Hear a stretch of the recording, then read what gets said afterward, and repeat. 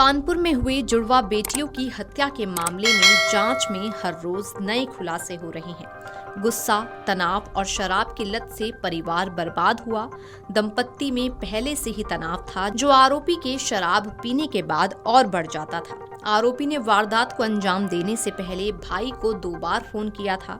आरोपी पिता पर अपनी मासूम जुड़वा बेटियों की हत्या का आरोप है।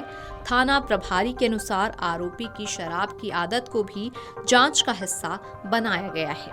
शुरुआती जांच से पता चला है कि दंपत्ति में पहले से तनाव था, जो आरोपी के शराब पीने के बाद ज्यादा बढ़ जाता था। घटना वाली रात उनके बीच हुए विवाद में नशे ने आग में घी का काम किया। पुलिस आरोपी के व्यवहार, फोन रिकॉर्ड और दिनचर्या की गहन जांच कर रही है। पड़ोसियों के बयानों से भी घर में अक्सर झगड़े होने की जानकारी मिली।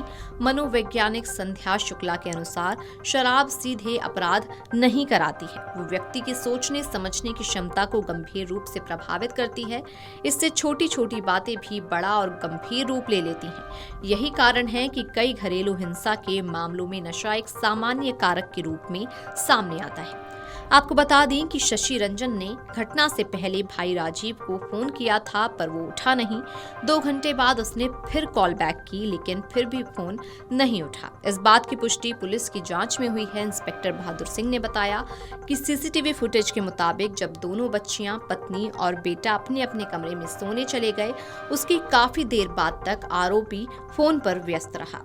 12:48 पर वो बच्चियों वाले कमरे में गया। उसने 1:50 पर पहली और 3:35 पर दूसरी बेटी की जान ली। 2:14 पर वो बेटी के साथ कमरे से बाहर निकलता दिख रहा है। दोनों बच्चियों को मारने के बाद वो 4:24 पर बाहर आया और 2 बार किचन में गया। इसके बाद जूते पहनकर लॉबी में गया।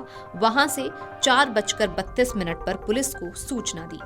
कानपुर के किदवई नगर के दोहरे हत्याकांड के बाद पीड़ित मां रेशमा ने अब कानपुर छोड़ अपने गृह राज्य पश्चिम बंगाल लौटने का फैसला किया है। दोनों जुड़वा बच्चियों को खोने के बाद वो पूरी तरह टूट चुकी हैं।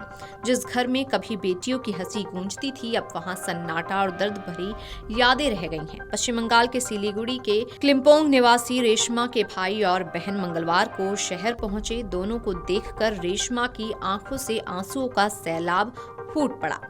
उसने दोनों को मार डाला, ये कहकर वो बहन के गले लगकर बिलख पड़ी। बहन ने ढांढस बंधाया और इस मुश्किल घड़ी में सहारा बनने का भरोसा दिया।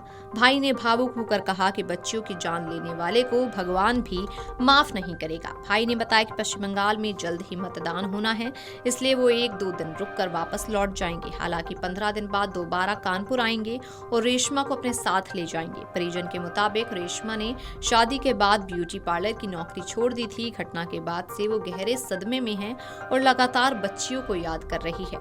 कानपुर के किदवई नगर के ब्लॉक स्थित त्रिमूर्ति अपार्टमेंट में शनिवार देर रात पिता शशि रंजन मिश्रा ने अपनी 11 साल की जुड़वा बेटियों रिद्धि और सिद्धि की हत्या कर दी। आरोपी ने एक-एक कर दोनों बेटियों की गला दबाकर हत्या की।